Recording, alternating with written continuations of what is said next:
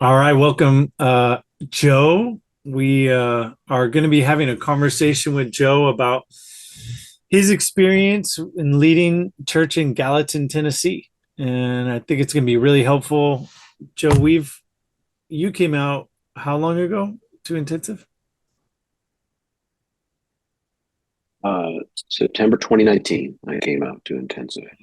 and then you came back once for an intensive, but and you've been out here a bunch of times, but um, and so we've just kind of since then it's been awesome just building friendship. My family's been out to Joe's house. I've been out there a couple times on my own. And Joe's like I mentioned, Joe's been out here a bunch of times in San Francisco. Our family's our family now. We also have the same name for our son, Josiah. Um, but my Josiah is older, right? So I've got dibs, I think, on that name. Um, but it's okay.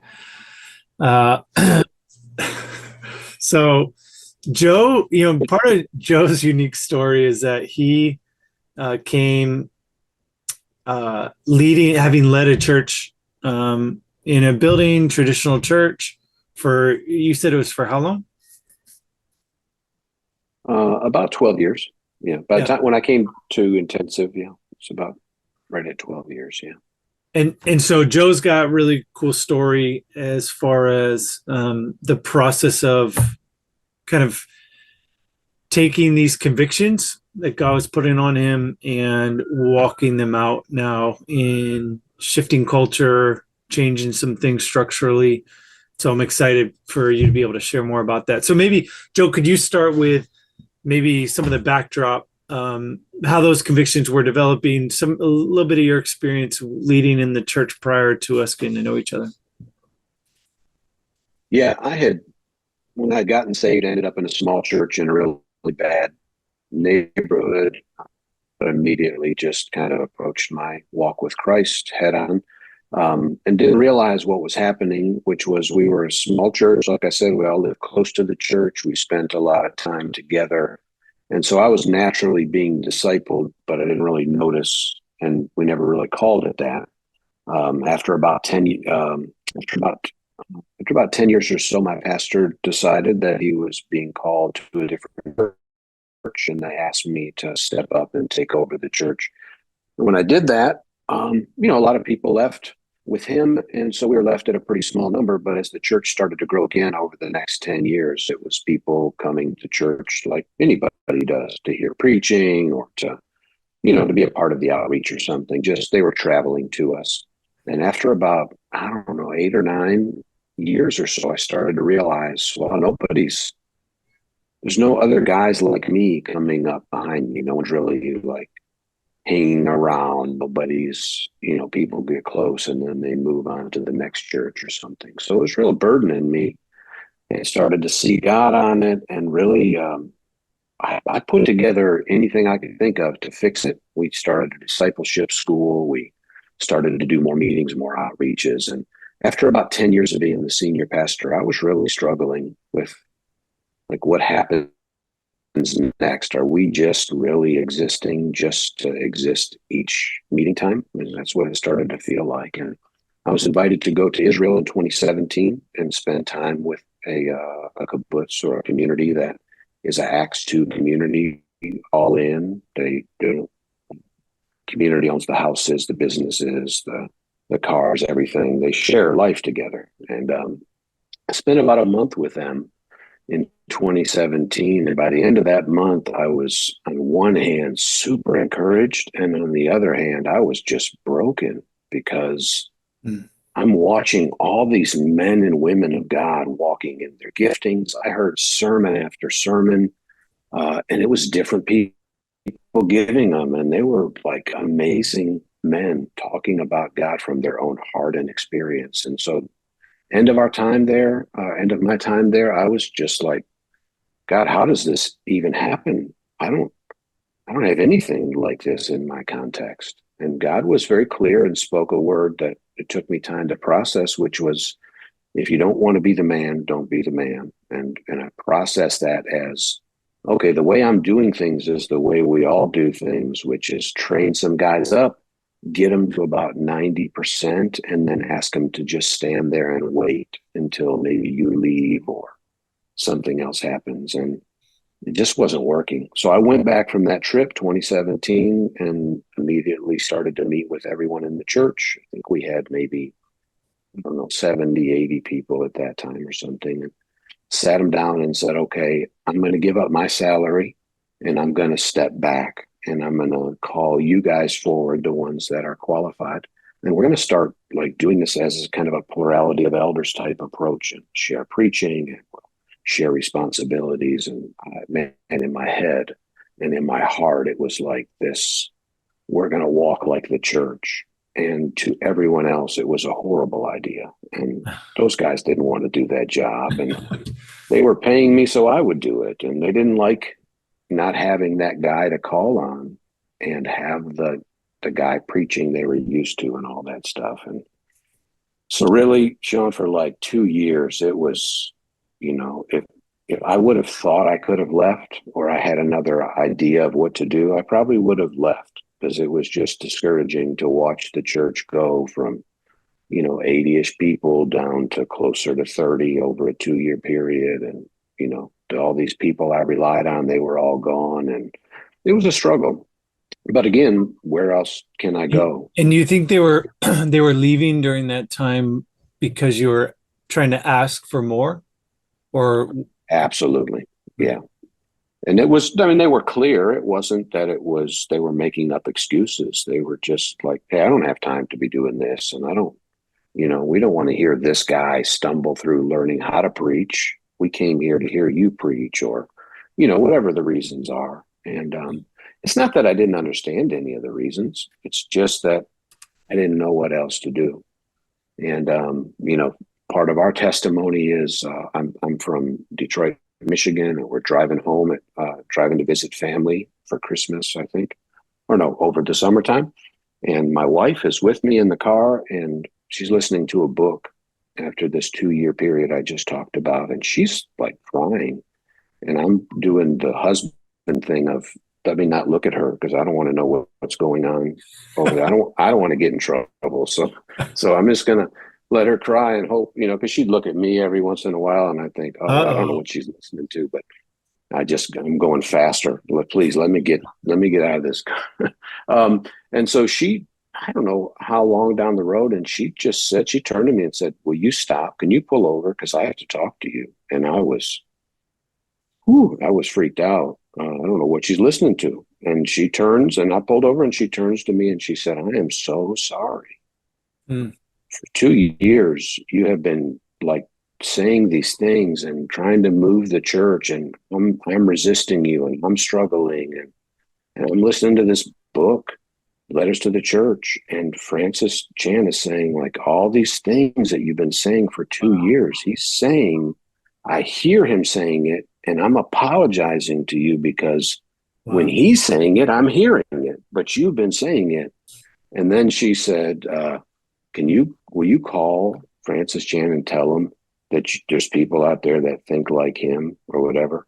And of course, I'm just happy I'm not in trouble. So I said, sure, sweetheart, I'll call him right away. So I didn't know anything about Francis Chan at that time. So I didn't know anything. So I heard her, I said, okay. And I read the book. She asked me to read the book. I read the book, Letters to the Churches, and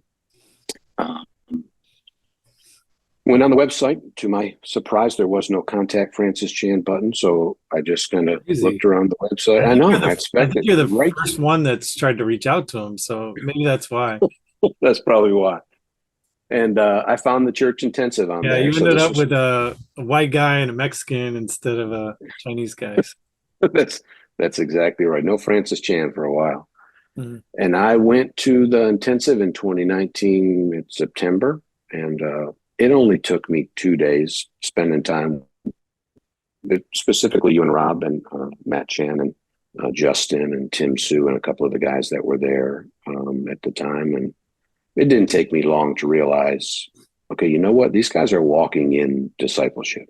the same thing that I saw naturally occurring when I first went to church in that small church lighthouse, I'm seeing happen here. And I'm seeing it, in guys that can do lots of other things. And it wasn't, the teaching was wonderful. You guys were very good at it, but it wasn't the teaching for me. It was seeing discipleship happening. And so it was September 11th ish, 2019, when I was there. And we finished up the intensive, and then I went out. I think I had another day until I flew home. So I went out, walked on the beach, just talking with God. And it was very, very, very reminiscent of the 2017 in Israel conversations with God. And I just started, like, I remember, like, physically on my hands, which probably didn't look weird in San Francisco, so it's no problem, counting like the things that I do and have done in ministry and how they revolve around discipleship. We do jail ministry, and we do housing for people, and we do just different counseling, marriage counseling, different things. And all of them, it was like discipleship. It was my heart. But church, I never could make it work. 12 straight years of trying, and I'm just not smart enough to figure it out. And I just remember talking directly with God of, what is it that you're asking me to do? I don't know what else to try. And he was very clear that the way that I'm doing it, either, I'm not going to say it can't be done, because I don't know what can be done, and lots of people figure out how to do lots of things. But for me, I could not figure out, and the context isn't right for me in that environment of just normal church environment to do discipleship. I couldn't pull it off.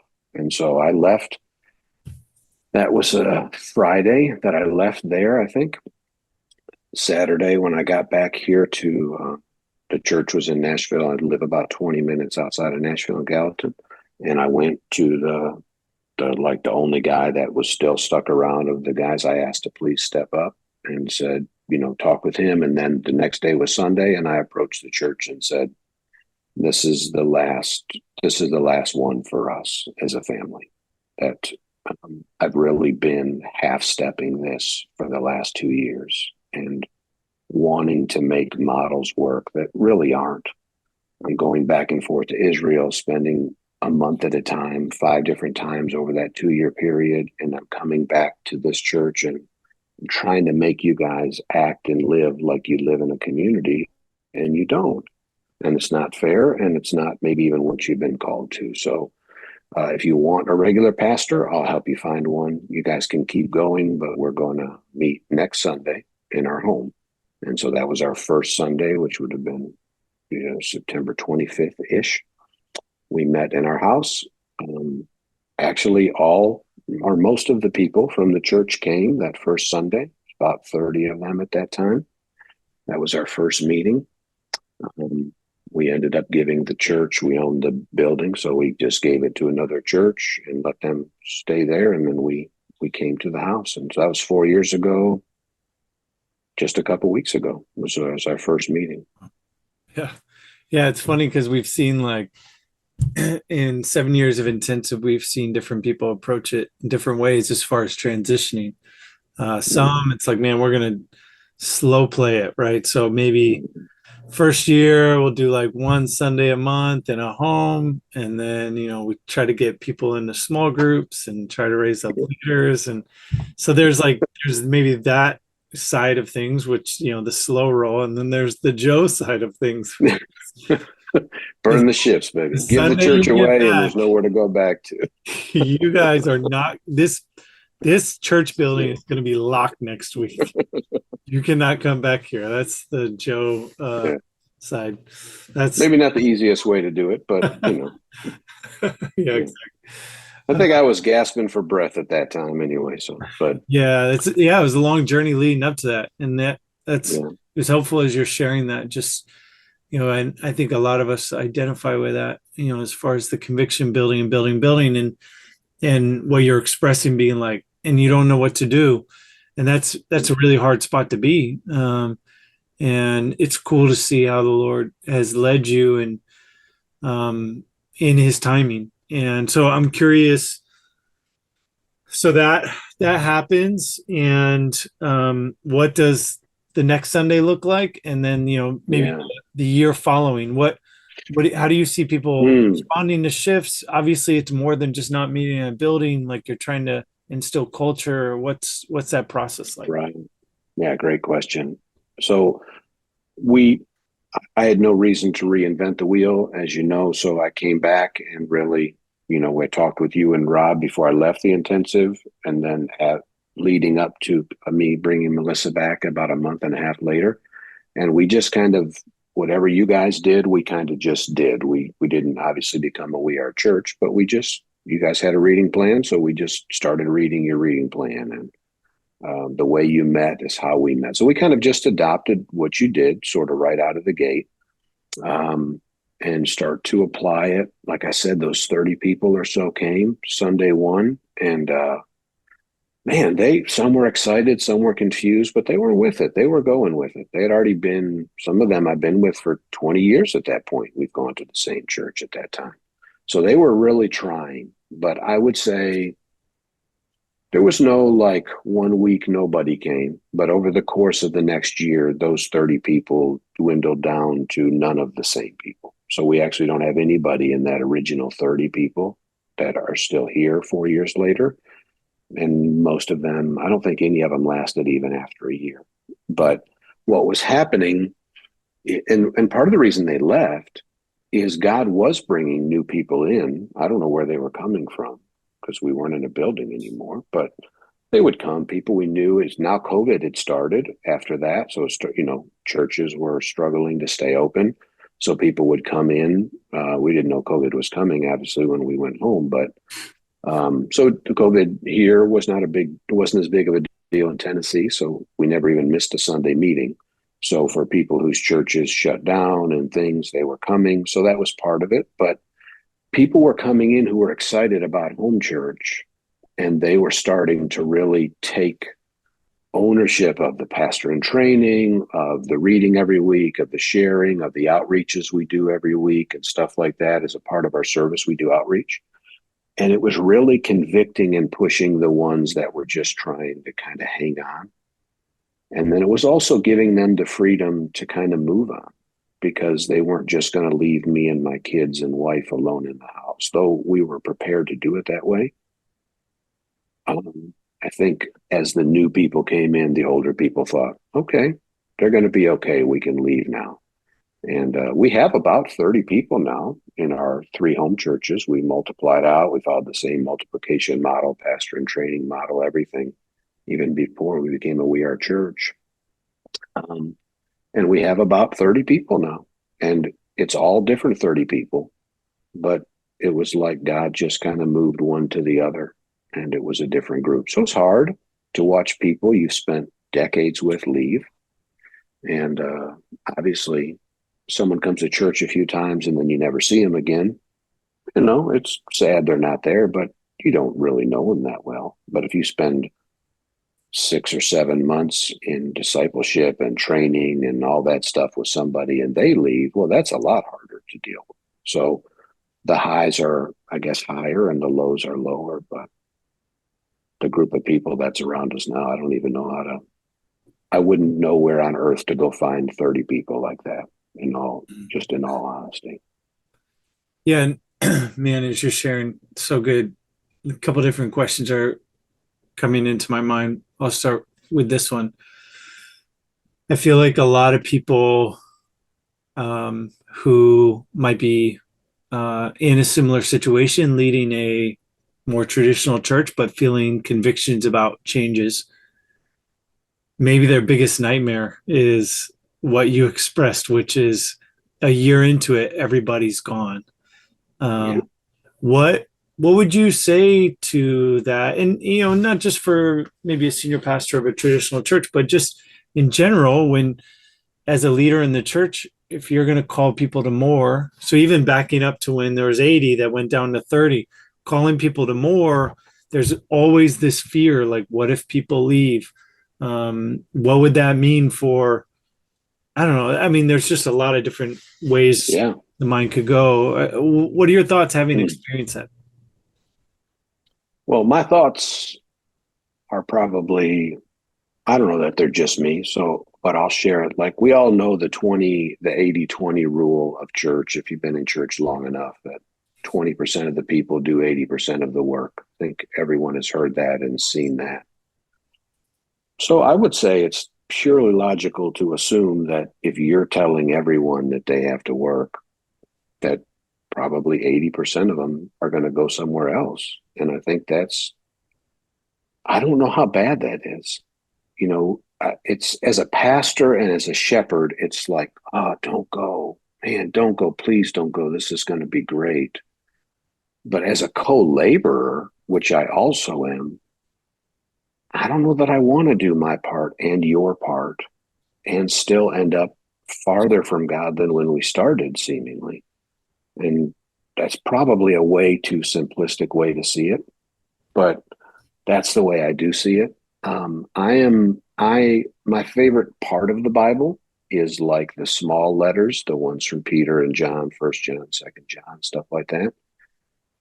Because what I'm reading is like the end of kind of the end of their ministry, sort of. And I get to see, what does it look like after being in ministry for, 30 years, 20 years, whatever the case is. And what I see is like, hey, I'm all alone.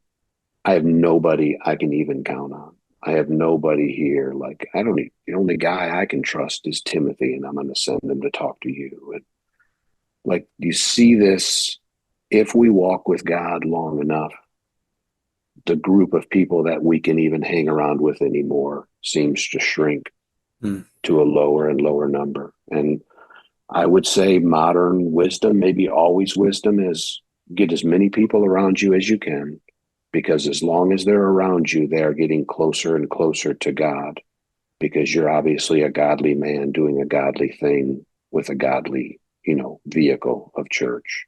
But that's not what we see Jesus do, and it's not what we see the apostles do. And I don't know that it works that way. And it's true that people get saved. So the longer they're exposed to the gospel, the better chance they have to get saved, I think. But it's also like an inoculation against walking as a true man of God. If you're able to stay around Jesus and never do anything, I don't know that you feel the ever need to do anything, because you were just fine doing nothing and Jesus was perfectly happy with you. So I don't know that that's the question you're asking, and probably, again, maybe alone in what I'm thinking, but it seems to me like I'd rather hang out with one guy that is truly walking fully in faith of Jesus Christ, living in faith and walking unto death for the gospel, than I would 1,000 people that are just hanging out and paying me to do the work on their behalf, truthfully. Mm-hmm. Yeah, it's good.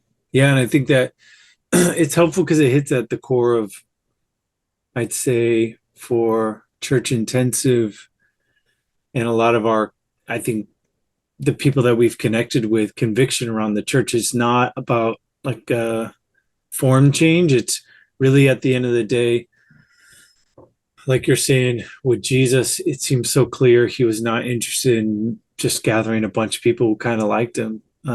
He was looking for who has the Holy Spirit really done a work in, and that's, during the intensive we look at John 6, and that's part of the part of what's going on there. This large crowd that's very excited about Jesus. He does this miraculous feeding, and they're tracking him down. Jesus kind of ends up walking across the water, and this crowd tracks him down, and they're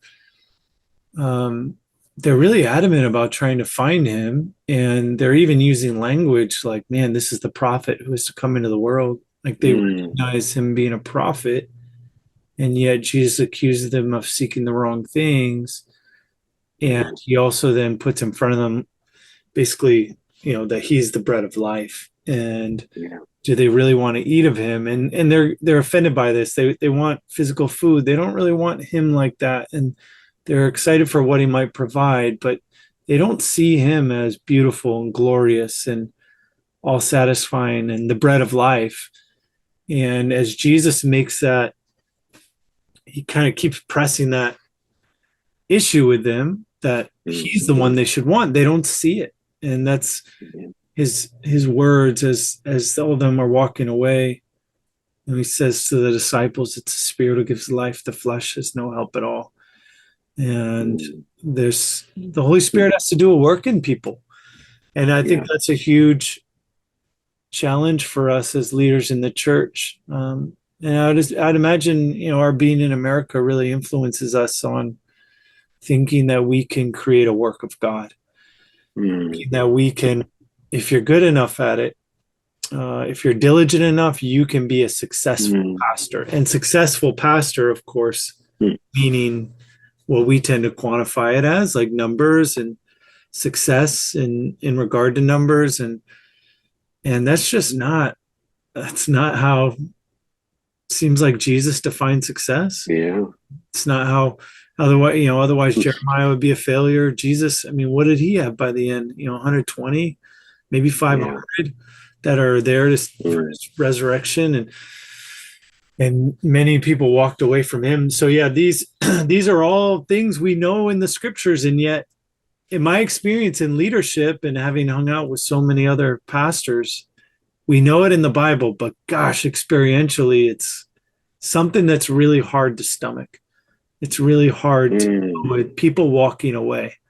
And Jesus had people walk away from him, and not just a couple, a lot of people. Yeah. So there's like an identifying with Jesus even in it too. I don't know if you have any thoughts as far as, experientially identifying with Jesus, and like, this isn't them rejecting Joe as if like, hey, and Jesus says, look, if they treated me like this, what do you think they're going to do you?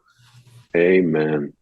When you're talking, I'm thinking, like in the context of like, here's John and Paul, right? In these later epistles, and Peter, right? And so here's these guys. And if there's a Peter here today, like, how many Twitter followers should Peter have? Like, he's the guy in Christianity at the time. He probably converted however many of the Christians even on earth. So Peter shouldn't be able to go to the store without being mobbed by people. But here he is all alone. It's not that he doesn't love people. Jesus commands him to feed the sheep. He's obviously doing the work of Christ, but yet here he ends it all, or not ends it all, like, but things are coming to an end for him, and he's all alone. So there's a mystery in there, I think. Yeah, Paul, like 2 Timothy 4, Paul's talking about different people that abandoned him. That's his last letter. Yeah.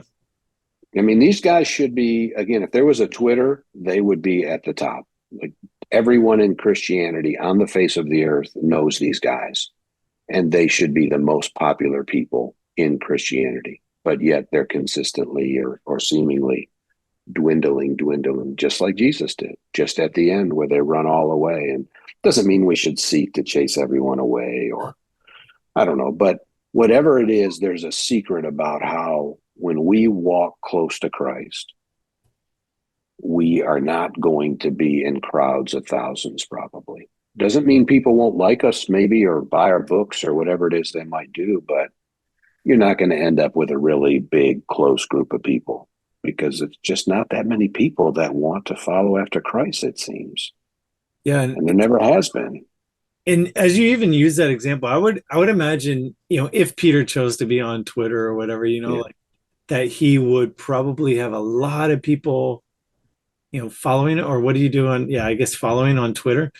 And, but probably not that many people really willing to roll with him and like in real life, like hang out and be his friend and be like doing, like signing up to roll with Peter in life. But to be a Twitter follower of him, sure, I bet he'd have a ton of people.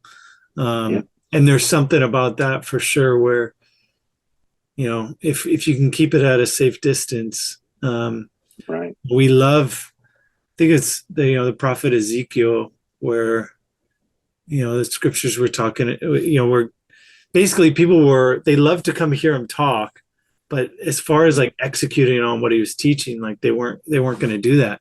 He was kind of entertaining to listen to. And so, if we can, and, our society's marked with all of that, like we love really hard teaching, yeah, I think that was part of it with Ezekiel. Like they we love to feel convicted. It's like, wow, what a great message. I'm so convicted, or oh man, yeah, that statement so convicting. But it's a little bit harder when you're around people that in life are constantly challenging you, when your friends are calling you to more. And Yeah. yeah. Calling you out for every joke or every, hey, you don't talk that way, or, that's hard. I'm sure hanging out with Peter was not always very fun. There's probably very few jokes you get to say when Peter's around. All right. There's, hey, no, we don't joke that way. Hey, no, don't talk. That's probably what you got. But we built a whole church model, whoever did, however it's worked out, around keeping people in Twitter sphere. Like, most people have never met, especially in a larger church, they haven't met their pastor. They're not going to. And if they do, they're not going to hang out with the guy. And so you're allowed to gather these followers at an arm's length and even encouraged many times to do just that. And you're able to have a big following because no one's really hanging out with you anyway. Nobody's signing up to roll with you, and you don't want them to. And it's a great deal you have going on. Everyone gets to do it. Yeah. So, yep. It's one of the things that I think was most I I think coming into, as I was learning a lot about and feeling these convictions around the church and what the church is called to be. And I think in my mind, I was maybe the area most naive or most seeing things through rose-colored glasses, was thinking, man, people in our society, like, they're tired of institutions. What they want is authentic relationship. And I think if we are committed to authentic relationship, a bunch of people are going to be so excited about that and like be down for that. Just thinking this sort of expression of living out the church will be way more popular because people are hungry for a relationship. And there's maybe some truth to that, but I think the bigger truth that I missed was people are terrified of intimacy. People are scared of that sort of love. And we will verbally say, like, yeah, I want authentic relationships. I want to be known and to know, and I want those sort of meaningful relationships. But I think I underestimated just how terrifying that is in general, especially in a culture as broken as ours, with as much pain and trauma and hurt and fear and shame and all these different things people are dealing with, that it really takes the Spirit of God to keep us loving each other in spite of our fear of being rejected and hurt and abandoned and man, I'm not measuring up, or like, what, all these people are going to think I'm failures, and to keep persisting in a relationship. Or man, like Joe said something that offended me, and man, where does it get off? And like, how, but to go, but I'm committed to him and we're going to reconcile. And there's just so many different ways the enemy can create offense and create fear and all these different things. And so anyway, I mean, maybe I'll end on this question. We'll see. But is, as you now 4 years in of kind of from that shift, any things you would do different? Any things with that experience you go, honestly, I wish I knew this, or maybe it's not even, maybe it's something you would do different, or maybe it's just, I wish I had a different perspective when I started that would have helped me. I guess, I mean, I wish I could have done more or foreseen the struggles people would have in transitioning. I don't know if I could have helped them better by being able to say, hey, don't do this, or maybe through the process, I don't know, say, hey, go ahead and go. It's okay. I don't know if that would have worked that way or not. But other than that, no, I really wouldn't. I would say, as a reminder, as we're talking, I'm being reminded, like, as a body, when we're walking together as a body, like a hurt foot I have to limp with, a lame hand I have to work around. And I'm pretty, at least today, I'm confident that a smaller body with less members that all work well together is better than a body full of maladies that doesn't want to work at all. And that hasn't changed. And it's only gotten stronger in my conviction. So that's what I'd say. I don't know what I would change, but if anything, it'd be about loving people more or maybe being nicer about this or that. But no, I wouldn't change anything as far as what we've done for sure. That's cool. Cool. Well, man, thanks so much, Joe. This has No. been very helpful, and even some things I didn't know or forgot about some of your story.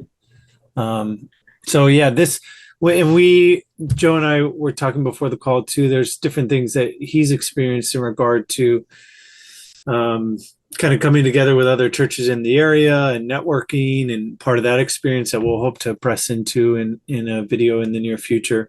But just know Joe is available around if anybody wants to reach out. He's a great resource, and you'll see him in different areas of coaching, training, and so we're not interviewing people that are like far off, distant, and unreachable. But Joe's a guy that I think a lot of you are going to get to know if you don't know already. So thanks, Joe, for the time. Thanks for the insights. Thank you, man. We're encouraged by your story. Love you, bro. God bless you guys. All right. See you.